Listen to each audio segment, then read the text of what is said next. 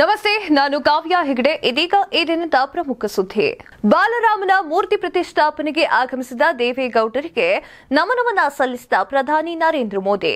Congress guarantee ಯೋಜನೆಗಳಿಂದ ರಾಮ ಮಂದಿರದ ಕನಸು ನನಸಾಗಿದೆ ಅಂತ ಡಿಕೆ ಶಿವಕುಮಾರ್ ಅವರು ಹೇಳಿಕೆಯನ್ನ ನೀಡಿದ್ದಾರೆ. ಜೈ ಶ್ರೀರಾಮ್ ಅಂತ ಕೂಗಿ ಭಕ್ತರನ್ನ ಹುರಿದುಂಬಿಸಿದ ಸಿಎಂ ಸಿದ್ದರಾಮಯ್ಯ. ಹಾರೋಹಳ್ಳಿಗೆ ಪೂಜೆಗೆ ಹೋಗಿರುವಂತಹ ಪ್ರತಾಪ್ ಸಿಂಹ ಅವರ ವಿರುದ್ಧ ಘೇರಾವನ್ನ ಕೂಗಿದ ದಲಿತ ಮುಖಂಡರು. ನಮಗೆಲ್ಲರಿಗೂ ಅತ್ಯಂತ ಭಾವನಾತ್ಮಕ ಕ್ಷಣ ಇದಾಗಿದೆ. 500 ವರ್ಷಗಳಿಂದ ಕಾಯ್ತಾ ಇರುವಂತಹ ಕೆಲಸ ಈಗ ನನಸಾಗಿದೆ ಅಂತ ಹೇಳಿ ಯೋಗಿ ಆದಿತ್ಯನಾಥ್ ಅವರು ಹೇಳಿಕೆಯನ್ನ ನೀಡಿದ್ದಾರೆ. ಬಾಲರಾಮನ ಮೂರ್ತಿ ಪ್ರತಿಷ್ಠಾಪನೆಯ ಸಮಯದಲ್ಲಿ ದೇವೇಗೌಡ ಅವರು ಅಲ್ಲಿಗೆ ಆಗಮಿಸಿದ್ದನ್ನ ನೋಡಿ ಮೋದಿ ಅವರು ನಮನವನ್ನ ಸಲ್ಲಿಸಿದ್ದಾರೆ ದೇವೇಗೌಡ ಅವರಿಗೆ. ಏನೆಲ್ಲ ಮಾತನ್ನ ಹೇಳಿದ್ದಾರೆ ಮೋದಿ ಅವರು ಅನ್ನೋದನ್ನ ನೋಡೋಣ ಬನ್ನಿ. ಅಯೋಧ್ಯೆಯ ರಾಮ ಮಂದಿರದಲ್ಲಿ ಇಂದು ಬಾಲರಾಮನ ಪ್ರಾಣ ಪ್ರತಿಷ್ಠಾಪನೆ ಕಾರ್ಯಕ್ರಮ ಶಾಸ್ತ್ರೋಕ್ತವಾಗಿ ನೆರವೇರಿದೆ.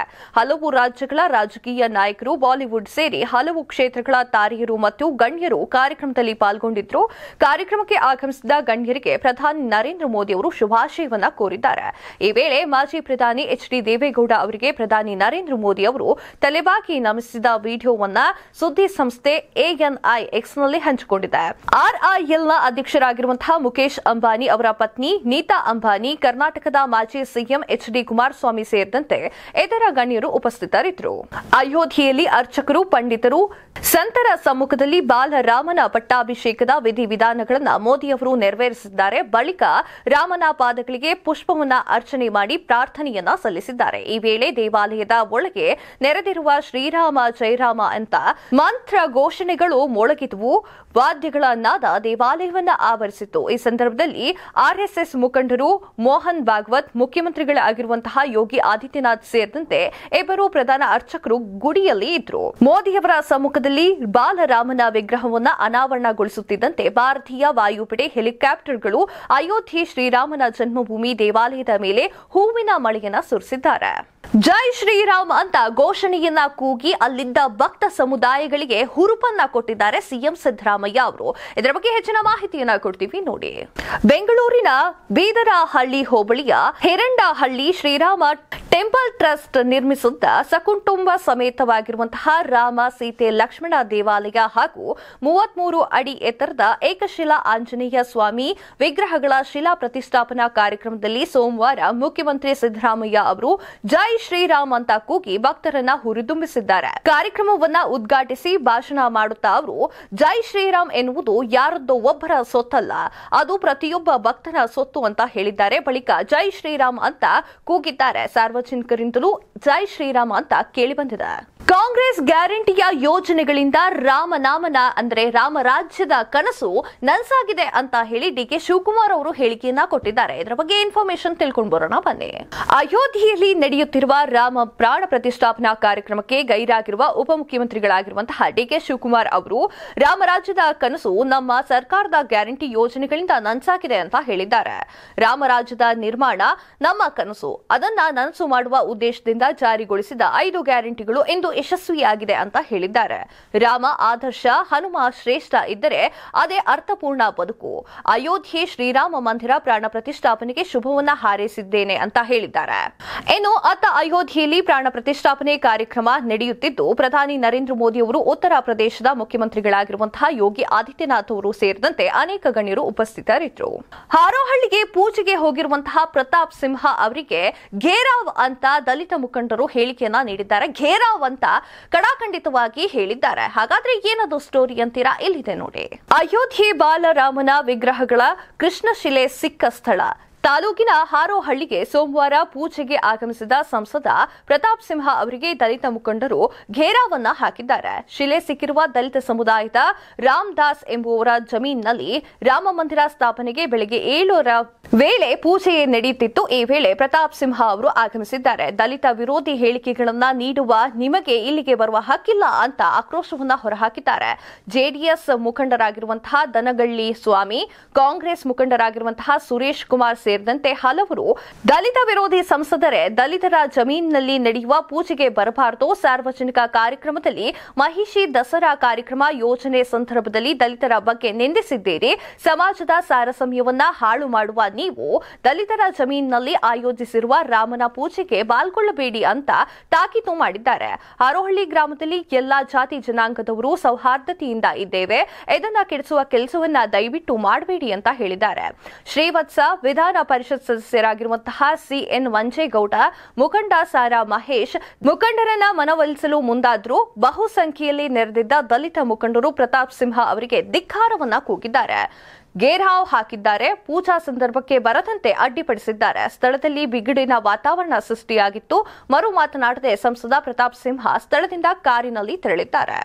ನಾನು ಈ ಭೂಮಿ ಮೇಲೆ ಅದೃಷ್ಟಶಾಲಿ ಅಂತ ಶಿಲ್ಪಿ ಅರುಣ್ ಅವರು ಹೇಳಿಕೆಯನ್ನ ನೀಡಿದ್ದಾರೆ. ಏನಂತ ಮಾತನಾಡಿದ್ದಾರೆ ಅಂತ ನೋಡೋಣ ಬನ್ನಿ. ಅಯೋಧ್ಯೆ ರಾಮ ಮಂದಿರಕ್ಕೆ ಆಕರ್ಷಕ ಬಾಲರಾಮನ ವಿಗ್ರಹ ಕೆತ್ತನೆ ಮಾಡಿದ ಮೈಸೂರಿನ ಶಿಲ್ಪಿ ಅರುಣ್ ಯೋಗಿರಾಜ್ ತಮ್ಮನ್ನ ಈ ಭೂಮಿಯ ಮೇಲಿನ ಅತ್ಯಂತ ಅದೃಷ್ಟಶಾಲಿ ವ್ಯಕ್ತಿ ಅಂತ ಪರಿಗಣಿಸುವುದಾಗಿ ತಿಳಿಸಿದ್ದಾರೆ. ನಾನು ಈ ಭೂಮಿಯ ಅತ್ಯಂತ ಅದೃಷ್ಟವಂತ ವ್ಯಕ್ತಿ ಅಂತ ನಾನು ಭಾವನೆಯನ್ನ ಮೂಡ್ತಾ ಇದೆ. ನನ್ನ ಪೂರ್ವಜರು, ಕುಟುಂಬದ ಸದಸ್ಯರು ಮತ್ತು ರಾಮಲಲ್ಲಾನ ಆಶೀರ್ವಾದ ನನ್ನ ಮೇಲೆ ಯಾವಾಗಲೂ ಇದ್ದೇ ಇರುತ್ತದೆ. ನಾನು ಕನಸಿನ ಜಗತ್ತಿನಲ್ಲಿ ಇದ್ದೇನೆ ಅಂತ ಹೇಳಿಕೆಯನ್ನ ನೀಡಿದ್ದಾರೆ. 5 ವರ್ಷದ ಬಾಲರಾಮನ ರೂಪದ ವಿಗ್ರಹ ಶಿಲ್ಪಿ ಅರುಣ್ ಯೋಗಿರಾಜ್ ಅವರು ಕ್ರಿಯಾಶೀಲತೆ ಮತ್ತು ಪರಿಶ್ರಮಕ್ಕೆ ವ್ಯಾಪಕ ಮೆಚ್ಚುಗೆ ವ್ಯಕ್ತವಾಗಿದೆ.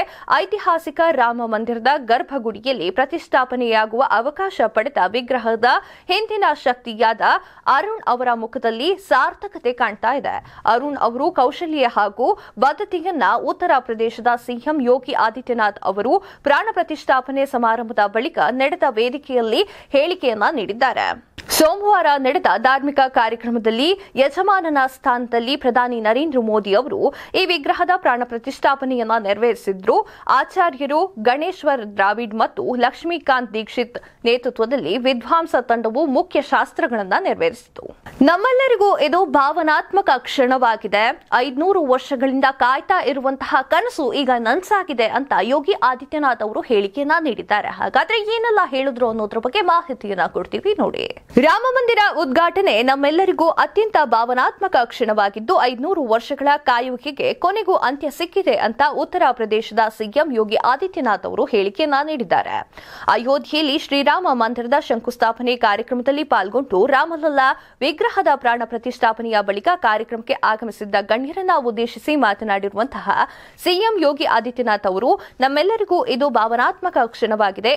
ಇದು 500 ವರ್ಷಗಳ ಕಾಯುವಿಕೆಯ ನಂತರ ಬಂದಿದ್ದು ಪ್ರಭು ಶ್ರೀರಾಮನು ಮತ್ತೆ ಅಯೋಧ್ಯೆಯಲ್ಲಿ ವಿರಾಜಮಾನನಾಗಿದ್ದಾನೆ ಅಂತ ಹೇಳಿದ್ದಾರೆ.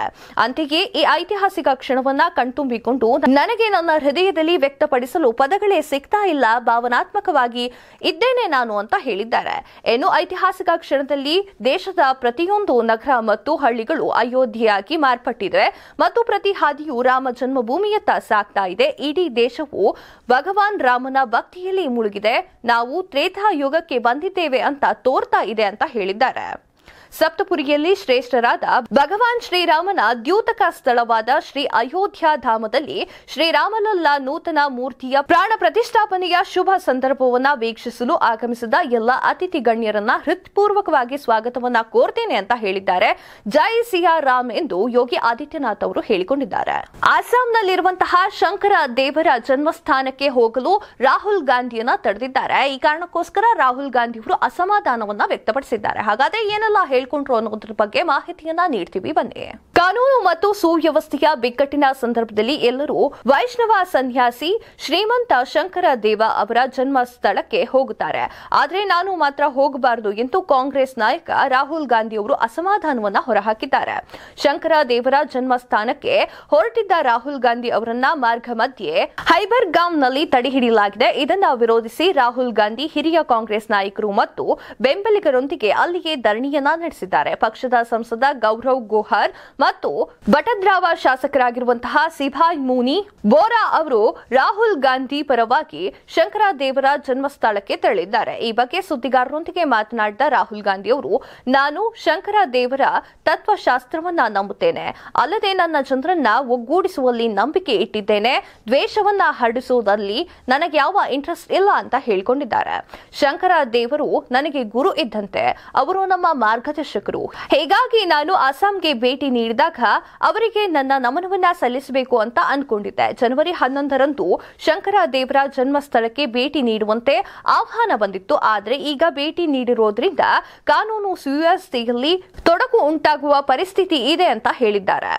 ಇದು ವಿಚಿತ್ರವಾಗಿದೆ. ಈ ಪ್ರದೇಶದಲ್ಲಿ ಕಾನೂನು ಸುವ್ಯವಸ್ಥೆ ಇದೆ, ಗೌರವ ಗೋಹಾರ್ ಮತ್ತು ಎಲ್ಲರೂ ಹೋಗಬಹುದು, ಆದರೆ ರಾಹುಲ್ ಗಾಂಧಿ ಅವರು ಮಾತ್ರ ಹೋಗುವಂತಿಲ್ಲ ಅಂತ ಆರೋಪ ಮಾಡಿದ್ದಾರೆ. ನನ್ನ ಭೇಟಿ ನಿರಾಕರಣೆಗೆ ಹಲವು ಕಾರಣ ಇರಬಹುದು, ನನಗೆ ಅದು ತಿಳಿದಿಲ್ಲ. ನನಗೆ ಅವಕಾಶ ಸಿಕ್ಕಾಗ ನಾನು ಬಟದ್ರವಕ್ಕೆ ಹೋಗ್ತೇನೆ. ಅಸ್ಸಾಂ ಹಾಗೂ ಇಡೀ ರಾಷ್ಟ್ರವು ಶಂಕರ ದೇವರು ತೋರಿದ ಮಾರ್ಗವನ್ನ ಅನುಸರಿಸಬೇಕು, ಅದು ನನ್ನ ನಂಬಿಕೆ ಆಗಿದೆ ಅಂತ ರಾಹುಲ್ ಗಾಂಧಿ ಅವರು ಹೇಳಿಕೆಯನ್ನ ನೀಡಿದ್ದಾರೆ. ರಾಮ ಮಂದಿರ ಉದ್ಘಾಟನೆ ಆಗ್ತಿರುವಂತಹ ಈ ಸಂದರ್ಭದಲ್ಲಿ ಎಲ್ಲಾ ಜನತೆ ಖುಷಿಯಿಂದ ಕುಣಿತಾಡ್ತಾ ಇದೆ. ಆದ್ರೆ ತಮಿಳುನಾಡಿನ ಸರ್ಕಾರ ಈ ಖುಷಿಗೆ ಬ್ರೇಕ್ ಹಾಕಲು ಹೋಗಿತ್ತು. ಆದ್ರೆ ಸುಪ್ರೀಂ ಕೋರ್ಟ್ ತಮಿಳುನಾಡಿನ ಸರ್ಕಾರಕ್ಕೆ ಸರಿಯಾದ ಚಾಟಿ ಏಟನ್ನ ನೀಡಿದೆ. ಹಾಗಾದ್ರೆ ಏನದು ಸ್ಟೋರಿ ಅಂತೀರಾ? ಇಲ್ಲಿದೆ ನೋಡಿ. ದೇಶದಾದ್ಯಂತ ರಾಮ ಮಂದಿರ ಉದ್ಘಾಟನೆ ಕಾರ್ಯಕ್ರಮ ಜನತೆ ಉಲ್ಲಾಸದಿಂದ ಕಣ್ತುಂಬಿಸಿಕೊಳ್ತಾ ಇದ್ದಾರೆ. ಎತ್ತ ತಮಿಳುನಾಡಿನ ಸರ್ಕಾರ ಮಾತ್ರ ತನ್ನ ದ್ವಂದ್ವ ನಿರ್ಣಯದಿಂದ ಸುಪ್ರೀಂ ಕೋರ್ಟ್ ಮತ್ತು ಮದ್ರಾಸಿ ಹೈಕೋರ್ಟ್ನಿಂದ ಚಾಟಿ ಬೀಸಿಕೊಂಡಿದೆ. ಹೌದು, ತಮಿಳುನಾಡು ಸರ್ಕಾರ ಲೈವ್ ಪ್ರಸಾರ ಹಾಗೂ ಸಾರ್ವಜನಿಕರಿಗೆ ರಾಮನ ಪೂಜೆಯನ್ನ ಮಾಡುವುದಕ್ಕೆ ತಡೆ ಯತ್ನಿಸಿತ್ತು. ಪೊಲೀಸರಿಗೆ ಮೌಖಿಕ ಆದೇಶವನ್ನ ನೀಡುವ ಮೂಲಕ ಜನರಿಗೆ ಬೆದರಿಕೆ ಹಾಕುವ ಕೆಲಸವನ್ನ ಮಾಡಿದೆ ಅಂತ ಹೇಳಲಾಗ್ತಾ ಇದೆ. ರಾಮ ಮಂದಿರದ ಪ್ರಾಣ ಪ್ರತಿಷ್ಠಾಪನೆ ಕಾರ್ಯಕ್ರಮದ ನೇರ ಪ್ರಸಾರ ಹಾಗೂ ಸ್ಥಳೀಯವಾಗಿ ರಾಮದೇವರ ಪೂಜೆಯನ್ನ ತಡೆಯಲು ಪ್ರಯತ್ನ ಮಾಡಿದ್ದ ತಮಿಳುನಾಡಿನ ಡಿಎಂಕೆ ಸರ್ಕಾರದ ವಿರುದ್ಧ ಮದ್ರಾಸ್ ಹೈಕೋರ್ಟ್ ಚಾಟಿಯನ್ನ ಬೀಸಿದ್ದು, ಎಂಕೆ ಸ್ಟಾಲಿನ್ ನೇತೃತ್ವದಲ್ಲಿ ಸರ್ಕಾರಕ್ಕೆ ರಾಮ ಭಕ್ತಿಯನ್ನ ತಡೆಯುವ ಯಾವುದೇ ಅಧಿಕಾರ ಇಲ್ಲ ಅಂತ ಹೇಳಿಕೆಯನ್ನ ನೀಡಿದೆ. ಇಂತಹ ಲೈವ್ ಟೆಲಿಕಾಸ್ಟ್ಗೆ ಅನುಮತಿಯನ್ನ ಕೋರುವ ಅರ್ಜಿಗಳನ್ನ ಅಧಿಕಾರಿಗಳು ಪರಿಶೀಲನೆ ಮಾಡ್ತಾರೆ ಮತ್ತು ಕಾನೂನಿನ ಪ್ರಕಾರ ವ್ಯವಹರಿಸುತ್ತಾರೆ ಅಂತ ಸುಪ್ರೀಂ ಕೋರ್ಟ್ ಹೇಳಿಕೆಯನ್ನ ನೀಡಿದೆ. ಅರ್ಜಿಯನ್ನ ತಿರಸ್ಕರಿಸಿದರೆ ಇಂತಹ ಯಾವುದೇ ವಿನಂತಿಗಳನ್ನ ತಿರಸ್ಕರಿಸಲು ಕಾರಣವನ್ನ ನೀಡಬೇಕು. ಯಾವುದೇ ಮೌಖಿಕ ಸೂಚನೆಯನ್ನ ಆಧರಿಸಿದರೆ ಪವಿತ್ರ ಅಧಿಕಾರಿಗಳ ಸಮಾರಂಭದ ನೇರ ಪ್ರಸಾರವನ್ನ ನಿಷೇಧಿಸುವ ಕಾನೂನು ಪ್ರಕಾರವಾಗಿ ಕಾರ್ಯನಿರ್ವಹಿಸುವಂತೆ ತಮಿಳುನಾಡು ರಾಜ್ಯ ಅಧಿಕಾರಿಗಳಿಗೆ ನ್ಯಾಯಾಲಯ ಹೇಳಿದೆ. ಇದಿಷ್ಟು ಈ ದಿನದ ಸುದ್ದಿ. ಇನ್ನಷ್ಟು ಸುದ್ದಿಗಳಿಗಾಗಿ ನೋಡ್ತಾ ಇರಿ ಲಯನ್ ಟಿವಿ ಕನ್ನಡ.